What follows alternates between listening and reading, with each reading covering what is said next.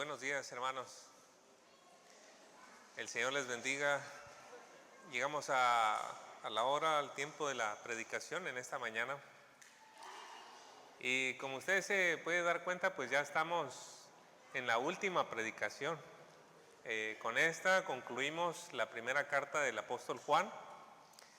Y lo que sigue, algo orando, algo por lo cual hemos estado pensando un poco, es continuar con el libro de Daniel en el Antiguo Testamento. Me gusta por lo general estar alternando entre Nuevo y Antiguo Testamento para que tengamos esa dieta balanceada, y es probable que iniciemos, Dios mediante, la próxima semana con el libro de Daniel. El enfoque de estar predicando el libro de Daniel es debido a los grandes cambios que están ocurriendo a nivel mundial.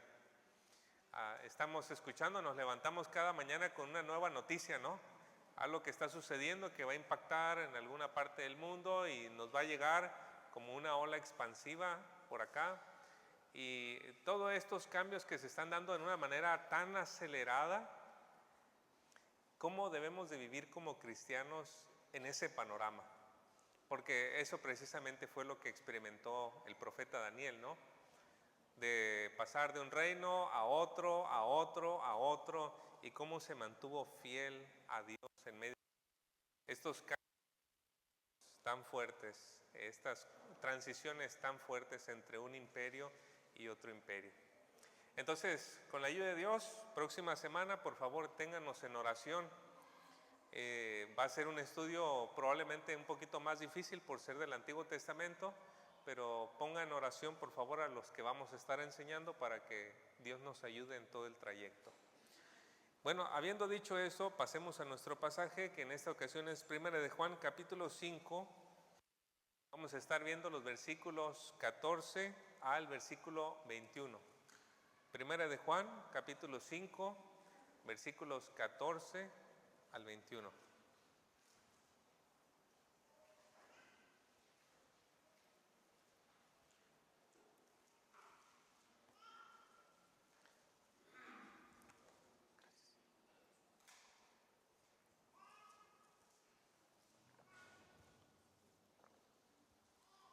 Si ya lo tiene, por favor acompáñeme poniéndose de pie. Voy a dar lectura a la palabra de Dios y por favor sígame con su vista. 1 de Juan 5 del 14 al 21 nos dice: y esta es la confianza que tenemos en Él, que si pedimos alguna cosa conforme a su voluntad, Él nos oye. Y si sabemos que Él nos oye en cualquier cosa que pidamos, sabemos que tenemos las peticiones que le hayamos hecho. Si alguno viere a su hermano cometer pecado que no sea de muerte, pedirá y Dios le dará vida. Esto es para los que cometen pecado que no sea de muerte. Hay pecado de muerte por el cual yo no digo que se pida. Toda injusticia es pecado, pero hay pecado no de muerte. Sabemos que todo aquel que ha nacido de Dios no practica el pecado, pues aquel que fue engendrado por Dios le guarda y el maligno no le toca. Sabemos que somos de Dios y el mundo entero está bajo el maligno. Pero sabemos que el Hijo de Dios ha venido y nos ha dado entendimiento para conocer al que es verdadero, y estamos en su Hijo Jesucristo. Este es el verdadero Dios y la vida eterna. Hijitos, guardaos de los ídolos. Amén. Vamos a orar. Padre Celestial, una vez más, Señor, rogamos su ayuda, la bendición de su Espíritu Santo para traer luz a nuestros corazones, a nuestras mentes, por medio de su palabra, Señor. Rogamos la bendición también de ayudarnos a que en medio de la oscuridad en este tiempo, usted, Señor, nos dé brújula, nos dé firmeza, nos dé propósito en este tiempo, Señor. Por favor, guíenos, use, Señor, esta predicación, úseme a mí, y sobre todas las cosas, Señor, traiga gloria a su nombre. que su nombre sea santificado, que su luz brille en nosotros. En el nombre de Cristo Jesús, amén. Pueden tomar su lugar.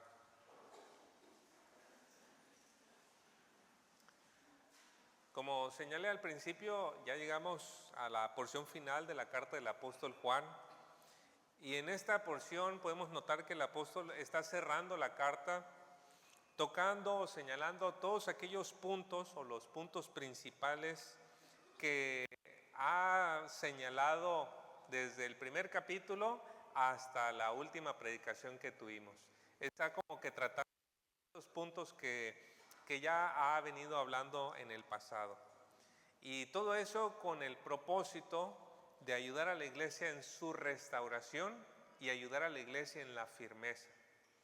No olvidemos, hermanos, que la iglesia había sufrido una división. Había un grupo de personas que se habían salido de la iglesia con esta mezcla de enseñanzas, negando que Jesús fuese el Cristo. Negaban el hecho de que Jesús fuese Dios el Hijo. Y en cambio, pues se salieron de la iglesia teniendo una mezcla de las creencias del mundo o de las ideas del mundo y las ideas del cristianismo. Y con eso pues la salida trajo mucha confusión dentro de la iglesia, y por esta razón el apóstol Juan le escribió a los hermanos para ayudarles en medio de ese panorama, a darles certeza, ayudarles con esa confusión. Y para nosotros, hermanos, que vivimos unos 2000 años después de que ocurrieron esos eventos, esta carta es ha sido muy importante por lo mismo, darnos certeza. Y es que tal vez no hemos experimentado en tiempo cercano una división aquí en la iglesia, pero el hecho es de que si miramos el cristianismo en un panorama más amplio, la verdad es que existen muchos grupos que se hacen llamar cristianos.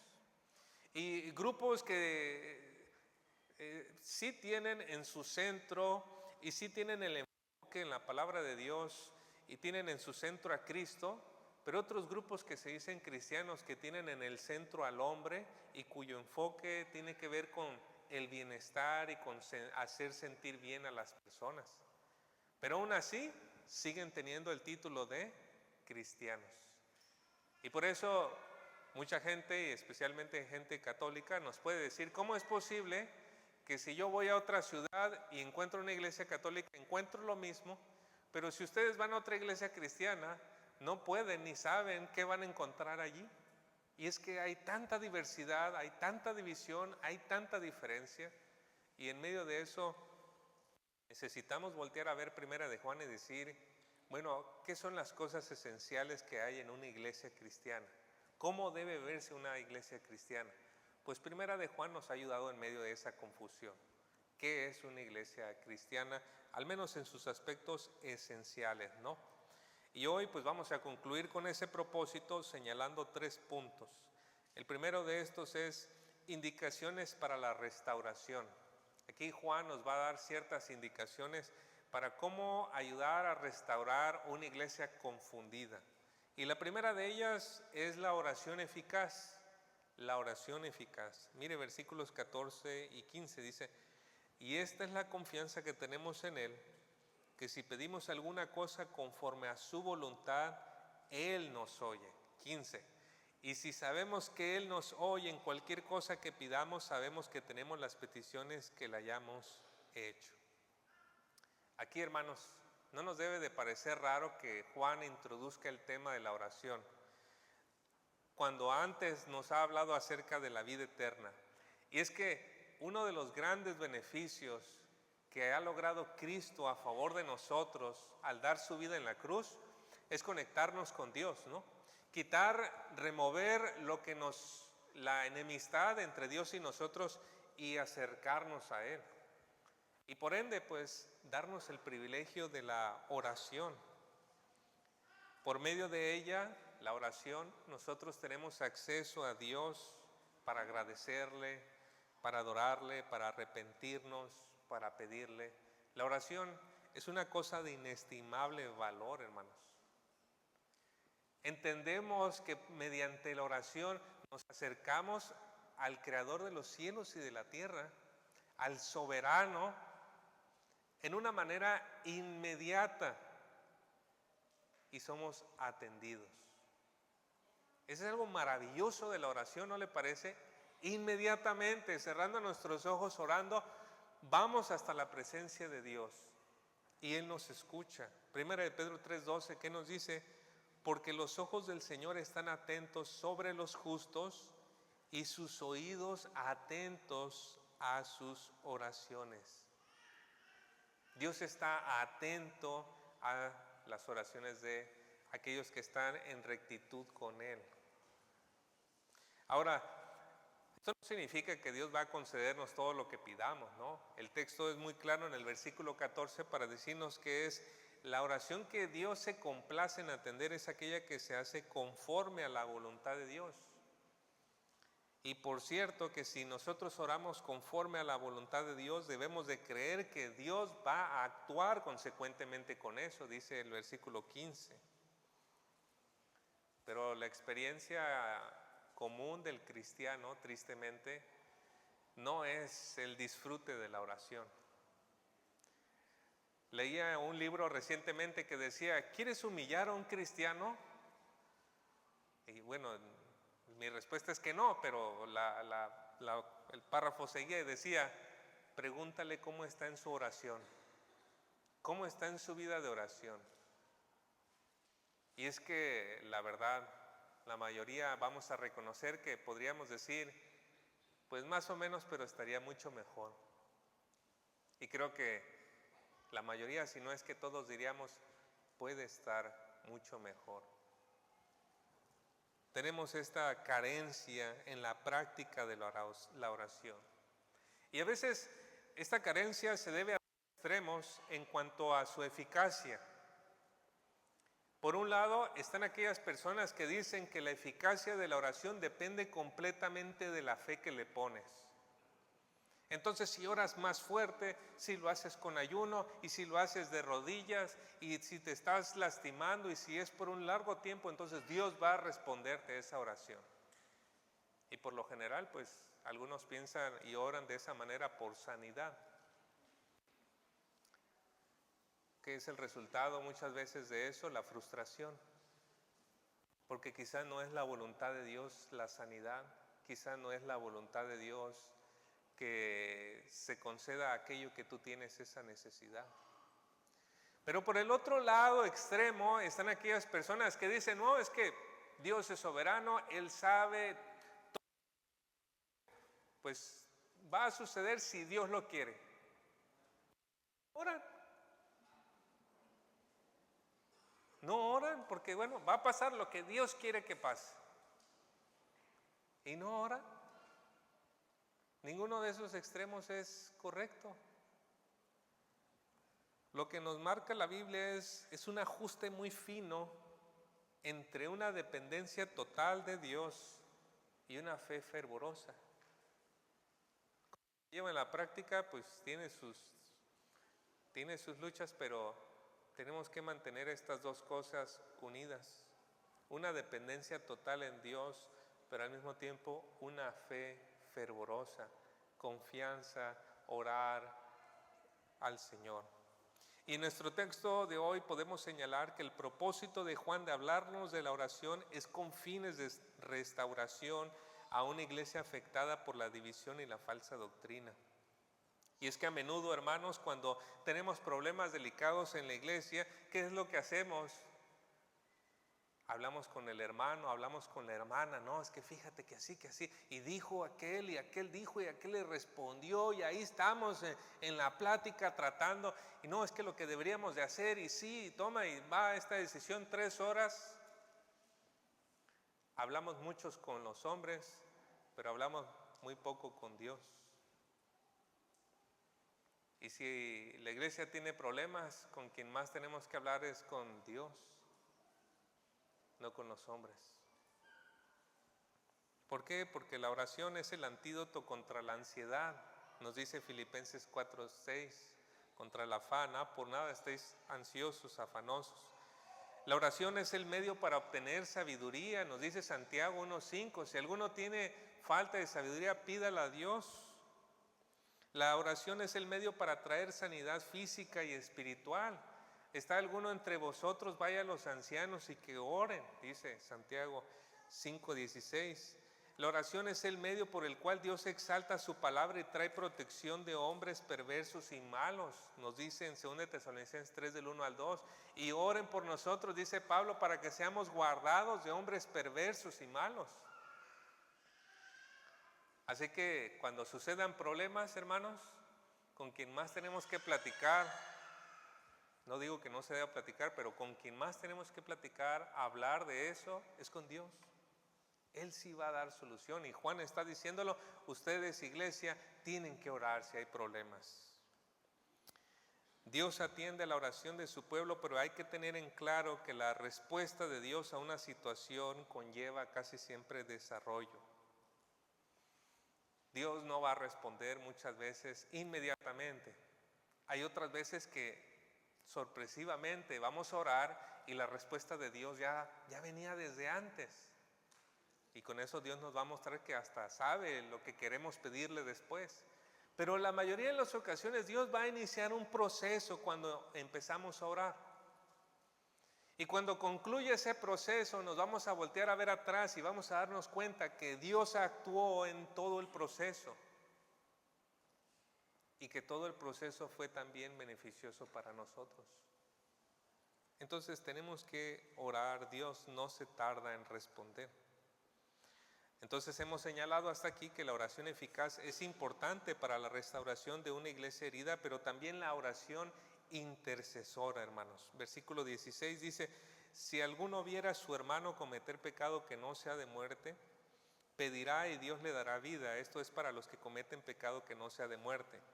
Hay pecado de muerte por el cual yo no digo que se pida. Y ya sé dónde vamos a centrar nuestra atención en este versículo, ¿verdad? El pecado de muerte. No en la oración, pero pastor, ¿qué significa el pecado de muerte? Hay diferentes opciones, propuestas que se han dado con los años. Y en lo personal creo que el contexto nos da una buena base para entender qué significa el pecado de muerte. Creo que el pecado de muerte, así claramente, se refiere al rechazo del testimonio que Dios ha dado acerca de su Hijo, por lo cual los que lo cometen son objetos de condenación. Y la primera razón por la que digo eso son los versículos de atrás, el 11 y el 12, mírelo usted. Primera de Juan 5, 11 y 12 dice, y el testimonio es este, que Dios nos ha dado vida eterna y esta vida está en su Hijo. El que tiene al Hijo tiene la vida y el que no tiene al Hijo de Dios no tiene la vida. Así que el contexto es que Juan está hablando de la vida eterna, y luego acá empieza a hablar acerca de la muerte, y debemos entenderlo entonces de la muerte eterna.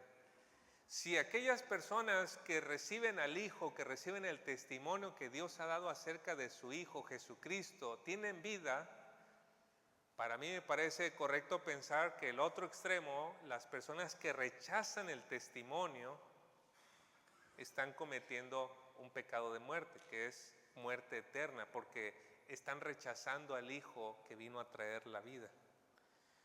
Y bueno, la segunda razón por la que pienso que esta es la manera correcta de entender es por el problema que había en la iglesia, los que se habían separado, ¿no? Primera de Juan 2:19 nos dice, salieron de nosotros, pero en realidad no eran de nosotros, porque si hubieran sido de nosotros, habrían permanecido con nosotros, pero salieron a fin de que se manifestara que no todos son de nosotros. El grupo que salió era el grupo que había negado que Jesús era el Cristo, de acuerdo a 1 de Juan 4, 2 y 3. Así que son ellos los que Juan dice, ellos han cometido el pecado de muerte. ¿Por qué? Porque han rechazado al Hijo de Dios. Lo han despreciado, sabiendo que Él era el Salvador que vino a este mundo, que Él es Dios, el Hijo. Lo rechazaron y se fueron siguiendo a su propia imaginación, siguiendo sus propias creencias. La tercera razón por la que pienso que este es el significado del pecado de muerte es por lo que sucedía en el Antiguo Testamento. En Deuteronomio 13, Dios le dio indicaciones al pueblo de Israel que si había un profeta o un grupo de personas que guiaba a una localidad y les decía, vamos y sirvamos a otros dioses, la instrucción era, tú tienes que ir, analizar el asunto, escuchar testigos, averiguar, y si es cierto que esa localidad, que ese pueblo, esa aldea se ha rebelado contra Dios, lo tienes que exterminar, darle muerte, hasta a sus animalitos, porque te ha invocado, te ha llamado a una rebelión contra Dios. Entonces, esas tres razones son las que considero que se refiere, por las cuales se refiere el pecado de muerte al rechazo al Hijo de Dios. Y las dos conclusiones a las que me lleva este razonamiento es, primera, si un hermano comete pecado de muerte, es decir, que rechaza a Cristo y su sacrificio, primeramente esa persona no era hermano. Si hay alguien que dice que es hermano pero rechaza a Cristo, no era hermano realmente. Y la segunda conclusión, todo lo que está atrás del pecado de muerte es algo por lo cual se nos invita a orar para que Dios traiga restauración. Todo lo que está de ahí para atrás, podemos orar por esa persona y podemos pedir y decir, Señor, por favor, rescátalo de ahí. Y Dios nos escuchará. Ahora, una nota aclaratoria que puse por aquí, hermanos. Que una persona no cometa pecado de muerte no significa que está bien tener eso como límite de lo que nos es permitido. Porque a veces somos tremendos en el pecado, ¿verdad? Dice, ese es el límite, bueno, voy a ir un paso atrás. No, no es un permiso, hermanos. Debemos batallar con toda cosa que no se sujete a lo que Dios ha establecido en su palabra. Por eso dice el versículo 17, toda injusticia es pecado, pero hay pecado no de muerte. Ahora, ¿sería un desatino, hermanos, si nosotros nos enfocamos demasiado en el pecado de muerte y olvidamos de lo que está tratando el versículo? Porque el versículo está tratando de la oración. El versículo nos está diciendo que nosotros hemos recibido herramientas en la iglesia y una de ellas es la oración para tratar contra el pecado. Si alguno de nosotros aquí está batallando contra el pecado, hermanos, nuestra responsabilidad como miembros es confrontar con amor, apoyar constantemente, pero también orar fervientemente por esa persona. Y esas tres cosas contribuyen a la restauración en la iglesia.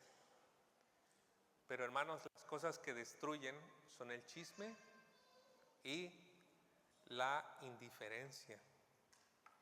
He tenido la oportunidad, por la gracia de Dios, de acompañar a algunas familias en este proceso. Alguno de sus miembros, por ejemplo, está en algún pecado constante y la familia se ve destruida por las decisiones que está tomando este miembro. Algunas veces el problema ha sido el alcoholismo, en otros casos ha sido la ira, en otros la avaricia y en algunos casos la inmoralidad sexual. En esas ocasiones nos juntamos la familia y verdaderamente el pecado destruye, hermanos. La persona que lo hace puede disfrutar que sea un momento de placer, pero una familia destruida, y abrimos este pasaje, no ha cometido pecado de muerte, podemos orar por él y que Dios le dé vida. Y entonces nos ponemos la familia con mucho dolor en el corazón y oramos, Señor, obra en esta persona. Quítale este problema de la ira que lo ha tenido con estas decisiones tan malas. Quítale, Señor, este problema de alcoholismo. Quítale este problema de inmoralidad sexual.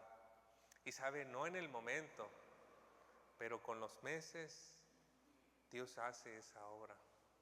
Y algunas de esas personas por quienes hemos orado, y no las volteo a ver, ¿verdad? Pero están aquí, en su cabal juicio, escuchando la palabra de Dios y sirviendo a Cristo. Porque Dios es fiel en su palabra. Y es algo muy poderoso Los líderes se reúnen a orar por el pecado que está enfrentando la iglesia, pero es algo mucho más poderoso cuando toda la iglesia está en un mismo sentir de oración, entendiendo que hay pecado en medio de nosotros y diciendo: Señor, por favor, ayúdanos, saca eso de nosotros. Y Dios, hermanos, no se tarda en contestar, no se tarda en contestar la oración de fe. Hermanos, el pecado es destructivo y siempre cobra un precio más alto del que estamos dispuestos a pagar. Pero podemos orar y pedir: Señor, ayúdenos. Es lo que dice el versículo. Ahora, habiendo llegado hasta este punto en el que Juan ha dado indicaciones para la restauración en la iglesia, procede a dar indicaciones para la firmeza, y es el segundo punto. La primera indicación es reconocer a los hijos de Dios porque no practican el pecado. Mire versículo 18. Sabemos que todo el que ha nacido de Dios no practica el pecado, pues aquel que fue engendrado por Dios le guarda y el maligno no le toca.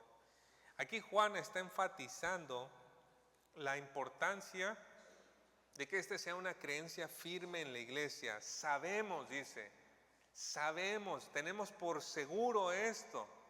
Es algo que lo hemos entendido desde antes y todavía lo sostenemos. Sabemos, un creyente verdadero no puede vivir eternamente, completamente destruido en esclavitud por el pecado.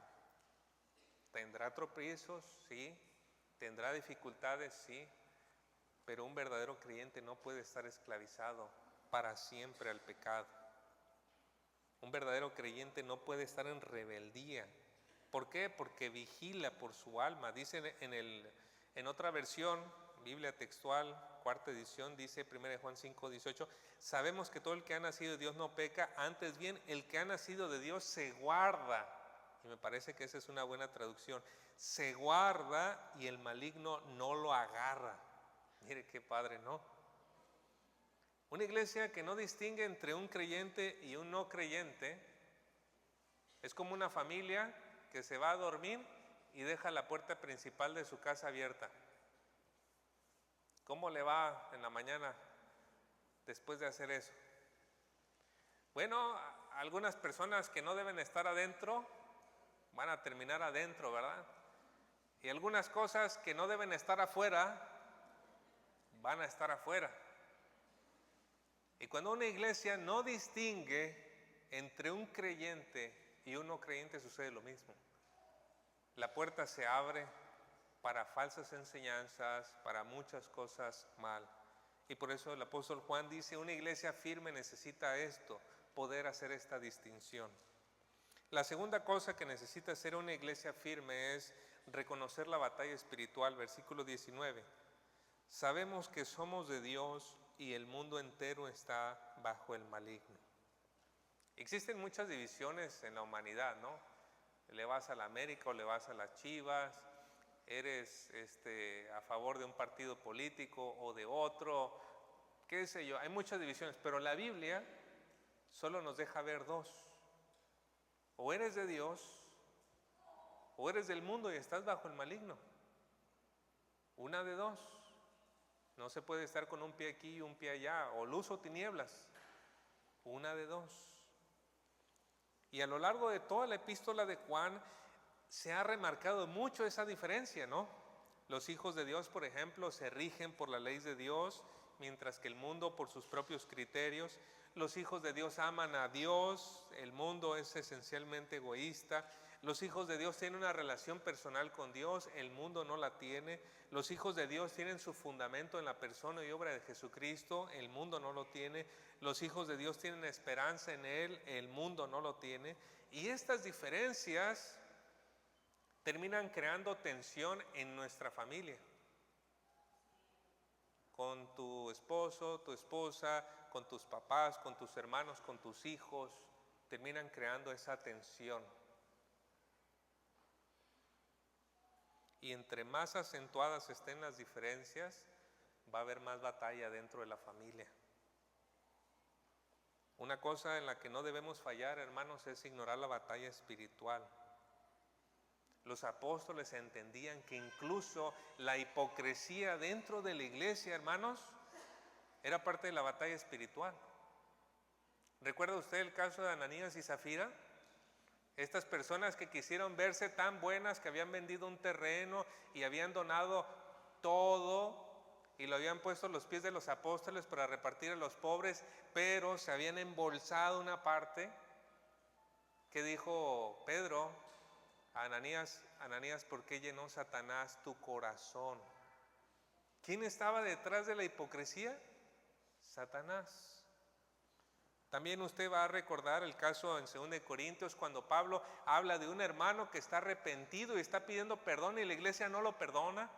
Y Pablo dice, perdónenlo, hermanos, para que Satanás no gane ventaja de nosotros, porque no ignoramos sus maquinaciones. Así que incluso la falta de perdón en una iglesia puede tener las garras de Satanás detrás moviendo los hilos. Tenemos que estar conscientes, hermanos, de que estamos en una batalla hasta en las cosas más simples que suceden en la iglesia. Y por supuesto que esta no es una batalla entre nosotros, como hombres. No es de carne y sangre, pero es una batalla que Satanás ha estado haciendo contra nosotros. Tercera cosa, para que una iglesia esté firme, reconocer a Dios el Hijo, Jesucristo, quien nos da vida eterna. Versículo 20. Pero sabemos que el Hijo de Dios ha venido y nos ha dado entendimiento para conocer al que es verdadero, y estamos en el verdadero, en su Hijo Jesucristo. Este es el verdadero Dios y la vida eterna. Y es que este es el fundamento, hermanos. Esta es la piedra angular. Si nuestra iglesia pierde a Cristo en el centro y su obra en la cruz en el centro, lo perdemos todo, hermanos. Estamos fritos. Nos convertimos en un club rotario. Si perdemos a Cristo, Él es lo esencial. Él es el Hijo de Dios que se hizo hombre. Él es el que murió en la cruz por nuestros pecados. Él es el que resucitó al tercer día, ascendió a los cielos y se le dio el nombre de Señor. Y está por encima de todo, y Él volverá por segunda vez para reinar en la tierra. Si perdemos esta verdad, hermanos, lo perdemos todo. Y ciertamente, hermanos, no hay ninguna razón para que nosotros tengamos miedo de compartir este mensaje. Pero siempre nos sentimos tentados a no decir las cosas de manera clara. A veces nos invitan, ¿verdad?, a una fiesta y nos dicen, oye, ¿puedes dar unas palabras? O tal vez en un funeral y dicen, oye, ¿tú puedes dar algunas palabras? O en la escuela, ¿puedes dar unas palabras y hablar? Oportunidades para hablar de Cristo, hermanos. La iglesia es columna y baluarte de la verdad. Y no significa que solamente desde el púlpito pueda suceder eso. La iglesia somos todos nosotros. Y si Dios nos abre puertas y oportunidades para hablar en un consultorio, en el trabajo, con compañeros, en la escuela, somos columna y baluarte de la verdad. Tenemos que hablar acerca de Cristo. Y tenemos que anunciar la salvación en Jesucristo. No hay razón para que usted se sienta avergonzado de eso. El Evangelio no defrauda. El Evangelio es poder de Dios. Y si el mundo le va a rechazar y si el mundo le va a decir, pues mire, usted ya hizo mucho daño al nombre del Señor antes de ser de Cristo. Sufra un poquito por Él también. Lleve un poco el vituperio de todo lo que le hemos hecho al Señor, ¿no? Mantengamos eso en alto, hermanos. Y dicho todo esto, el apóstol Juan agrega una advertencia final en el versículo 21. Hijitos, guardaos de los ídolos. Amén. Una carta que ha sido motivada por el amor, no podía faltarle ese tono al final, ¿no? Hijitos. Una manera cariñosa de un hombre que probablemente tendría más de 80 años y se dirige a una iglesia y le dice, hijitos. Y les advierte, guardaos de los ídolos. Esta es una advertencia muy necesaria debido a dos razones, hermanos, y una de ellas es que nosotros somos adoradores por naturaleza. somos adoradores por naturaleza. Dios nos hizo con una constitución que busca adorar, porque fuimos creados para Él. Y esencialmente, así como respiramos, así como late nuestro corazón, así también la facultad de nuestra alma es adorar. Pero esa adoración pues solamente tiene que ser hacia Dios. Pero cuando Dios no es la fuente suprema de nuestro amor, nuestro supremo motivo de alabanza y nuestro deleite, incurrimos en la idolatría. Tim Keller escribió en su libro Dioses Falsos: un ídolo es cualquier cosa considerada más importante que Dios, cualquier cosa que absorba su corazón y su imaginación más que Dios, algo que represente para usted lo que solo Dios puede dar. Oiga, pastor, pero yo no tengo ninguna imagen de piedra que pueda decir ahí un ídolo. Bueno, es que esa no es la única manera de entender la idolatría. Idolatría es cualquier cosa que ocupe el lugar de Dios. ¿Y qué puede ser? Ahí le va una lista: el bienestar, las riquezas, las posesiones, el poder, el control, el estatus, la apariencia, el reconocimiento, el trabajo, la política, el patriotismo, el deporte, la cultura, la tecnología, las drogas, el entretenimiento, la inmoralidad sexual, el ministerio. Todo eso puede ser un ídolo, hermanos. Todo eso puede llegar a ocupar el lugar de Dios para darnos algo que solamente debemos de recibir y disfrutar de la mano de Dios. Por eso nos dice esta advertencia: cuídense de los ídolos. Pero hay una segunda razón, hermanos, y con esta voy a terminar. La segunda razón por la que Juan escribe guardaos de los ídolos es porque nosotros tenemos la tendencia a acomodar a Dios a nuestra manera, a nuestro estilo de vida. Y creo que esa es la razón por la cual Juan escribía aquí: advertirnos de esas cosas. Porque si no ajustamos el entendimiento que tenemos de Dios y de Cristo a lo que la Biblia dice, nosotros hacemos un ídolo. Cuando decimos, antes de decir la palabra Cristo, y decimos antes, yo creo que Cristo es, ese yo creo, yo pienso, cuidado, hermanos, ya puede ser un ídolo. ¿Por qué? Porque ya es parte de nuestra imaginación y no de lo que ha sido revelado en las Escrituras. No se nos da permiso, hermanos, de imaginar a Dios a nuestra propia imagen. Ya hay una imagen de Dios, Cristo. Él es la imagen del Dios invisible, nos dice en Colosenses capítulo 1:15, ¿verdad? Y en Hebreos capítulo 1 nos dice que Él es la imagen misma de su sustancia, el resplandor de su gloria. No necesitamos formar una imagen, ya está la imagen de Dios en el rostro de Cristo. Necesitamos conocer a Cristo y entonces conocemos a Dios. Si usted recuerda, hermano, el caso de Nadab y Abiú, ¿qué sucedió con estos dos hombres, no? Ofrecieron fuego que Dios no les había dicho que ofrecieran, de un lugar que Dios no les había dicho que ofrecieran. Quisieron adorar a Dios en sus propios términos. ¿Y qué les hizo Dios? Los mató. Fuego los consumió. Pero ¿recuerda usted el episodio cuando también el pueblo de Israel hizo un becerro de oro y dijo, aquí está el Señor que nos sacó de la tierra de Egipto? ¿Y cuál es el problema? Si es el Señor, pues que no es la imagen del Señor. Era una imagen inadecuada. ¿Y Dios qué iba a hacer con ellos también? Y a algunos sí les dio cuello, ¿no? Moisés y los demás. Porque Dios es celoso, hermanos. Él es santo. Él es celoso de nuestro corazón. Él es el único digno de recibir toda la gloria y nuestra adoración. Así que, hermanos, no tratemos de acomodar a Dios. No tratemos de que Dios se ajuste a nuestro estilo de vida. Dios es un león que no puede ser domesticado. Tenemos que contemplarlo tal cual nos ha sido revelado en las Escrituras y adorarlo como nos ha sido revelado en las Escrituras.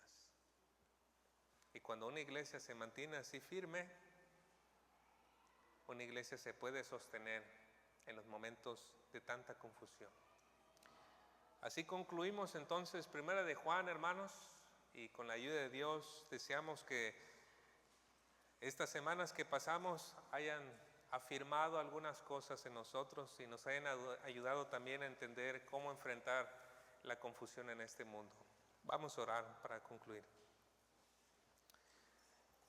Gracias nuestro Dios, Padre Celestial, por nuestro Salvador y Señor Jesucristo.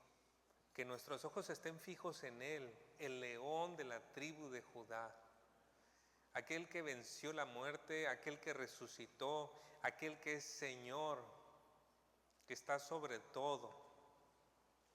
Ayúdenos a mirarle a Él, Señor, y que en medio de la tormenta, de la confusión, la iglesia se mantenga firme en el testimonio de Jesucristo y en las verdades que nos ayuden a resistir contra la tentación. Gracias, Señor, por toda su ayuda. Confiamos, Señor, en que usted seguirá guiando a su iglesia y le pedimos, por favor, entonces que nos bendiga, haciendo que esta semilla, Señor, quede plantada en buena tierra en nuestro corazón. En Cristo Jesús. Amén.